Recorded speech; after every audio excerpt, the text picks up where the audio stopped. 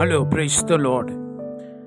இந்த நாளிலும் கண்மலையாகிய கிறிஸ்துவின் மேலே நீங்கள் கட்டப்பட்டவர்களாய் உறுதி கொண்டு பலங்கொண்டு வளர்வீர்கள், வாழ்வீர்கள் என்று சொல்லி இந்த காலையிலே உங்களை வாழ்த்துகிறேன்.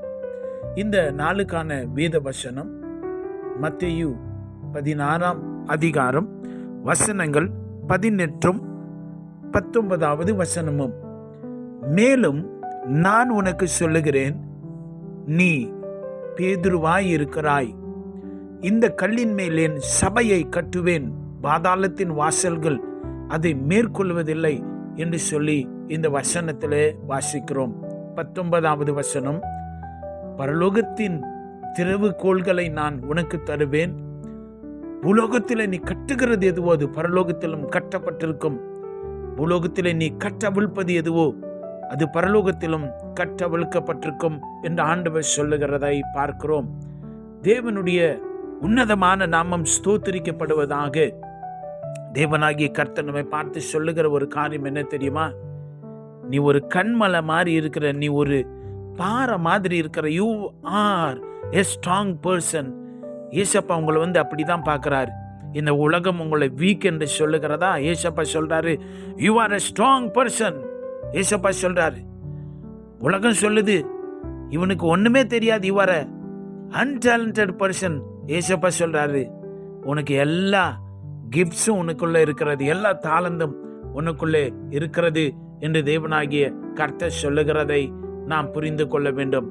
எனக்கு அன்பான தேவனுடைய ஜனங்களே, இன்னைக்கு உலகம் மற்றவர்களை பரிகாசம் செய்வதிலும் ஏளனம் செய்வதிலும் கீழே தள்ளுவதிலும் மிகவும் பிஸியாய் இருக்கிறதை காண முடிகிறது.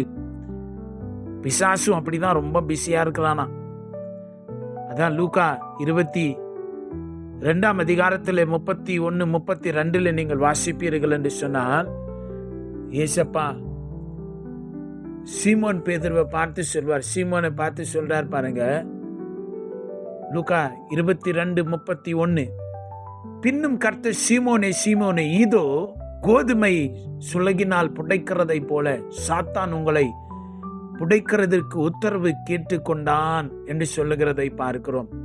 ஆனா அவர் என்ன பண்ணாரா பாருங்க, பிசாசு நம்மளை ஊதி தள்ளி விடலாம் என்று அவன் முயற்சி பண்றான்.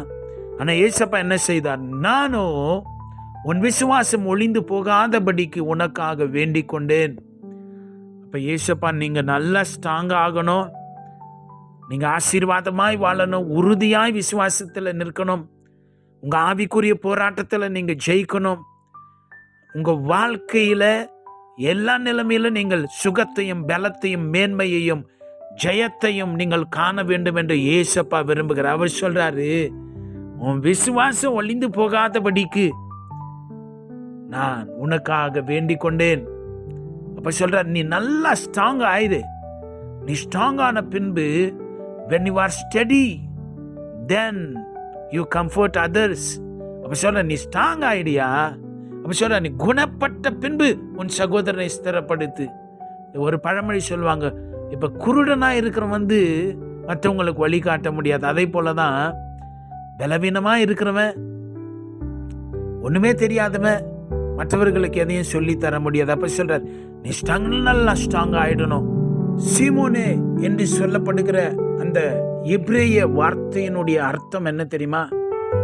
இந்த நாணல் என்று சொல்லுகிற ஒரு செடி. இப்ப நம்ம ஊர்ல எல்லாம் இந்த பாய்க்கு கோரப்பாய் என்று சொல்லுவோம். அந்த மாதிரி இந்த நாணல் மாதிரி அந்த நாணல் செடி தண்ணிக்குள்ளதான் வளரும்.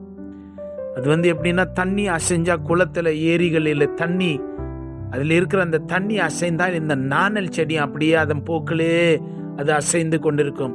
அது உறுதி தன்மை கொண்டதல்ல.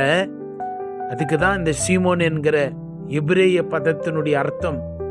ஆனா அரமைக் பாஷையில என் அரமைக் பேதுரு பீட்டர் என்று சொன்னால் என்ன தெரியுமா? பவுல்டர் அப்படின்னு சொன்னா ஒரு பெரிய பாறை என்று சொல்லுகிறதை பார்க்கிறோம்.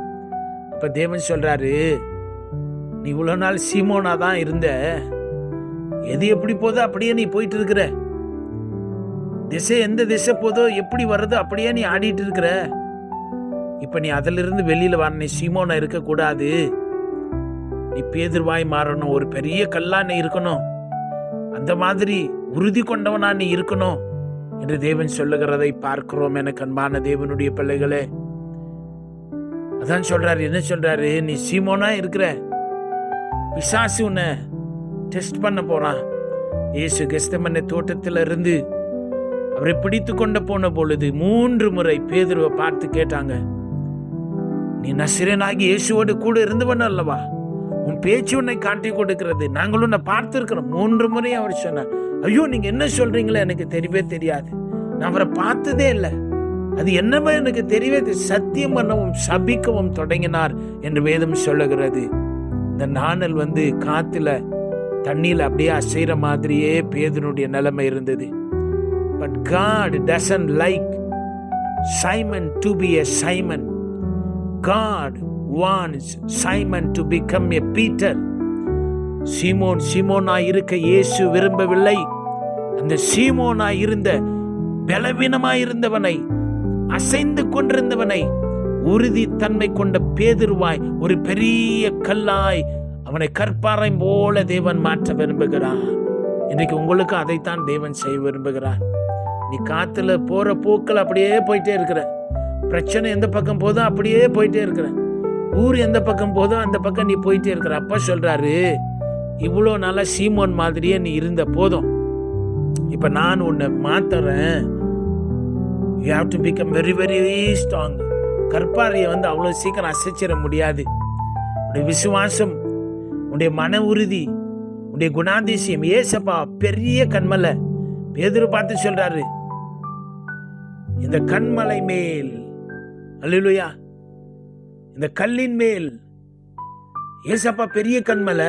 பேதுரை பார்த்து சொல்றாரு, இந்த கல்லின் மேல். இது ஒரு குட்டி கல், இது பேதுரு.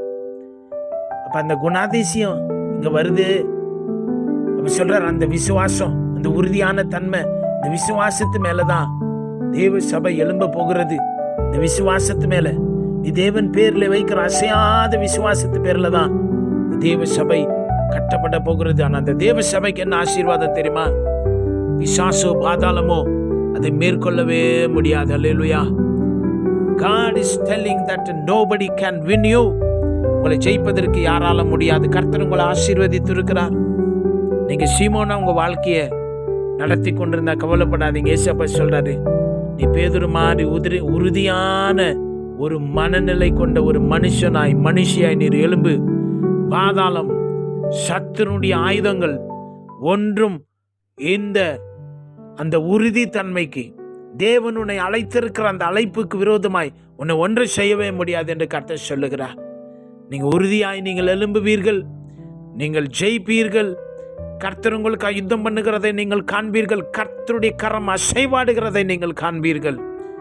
No more you are a Simon, you are a Peter.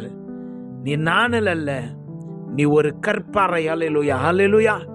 கர்த்தர் உங்களை ஆசீர்வதிப்பாராக. நாம் ஜெபிக்கலாம். பரிசுத்தமான பிதாவே, எங்களை அனுதினமும் பலப்படுத்தி கிருபைக்குள்ள கிருபை தந்து கிருபை மேல் கிருபை கொடுக்கிறதுக்காய் ஸ்தோத்திரம். பலத்தின் மேல் பலத்தையும், இரக்கங்களின் மேலே இரக்கத்தில் ஐஸ்வர்யத்தை வெளிப்படுத்தி அதிகமான இரக்கத்தை காண்பிக்கிறவரே, அளவில்லாம அப்படி பரிசுத்தாவின் அக்கினி அபிஷேகத்தினால் நிறைக்கிறவரே, மக ஸ்தோத்திரம். நாங்க பலவீனமானவர்களாகவே இருக்கிறோப்பா. ஆனா நீர் இன்றைக்கு சொல்லுகிறீர், எங்களுடைய குணாதிசயம், எங்களுடைய விசுவாசம், எங்களுடைய பரிசுத்தாவின் நிறைவு எல்லாம் உறுதித்தன்மை கொண்டதை போல் அவைகள் மாறுவதாக இயேசுவின் நாமத்தில். பிரச்சனை எந்த பக்கம் போது அப்படியே ஓடுகிறோம் ஐயா. எங்களை நிறுத்துவீராக. போராட்டங்கள் உடையட்டும், பலவீனங்கள் உடையட்டும். நாங்கள் பேதுருவை போல ஒரு கல்லு மாதிரி உறுதியா நிக்கட்டும். கண்மலையாகிய கிறிஸ்துவின் சாபத்தை கொண்டு அதே போல உறுதியாய் மாறட்டும். ஆண்டவரே, பிள்ளைகளை பலப்படுத்துங்க, ஆசீர்வதிங்க. இயேசுவின் வல்லமை உள்ள நாமத்தில் ஜெபிக்கிறோம் பிதாவே. ஆமென். God bless you.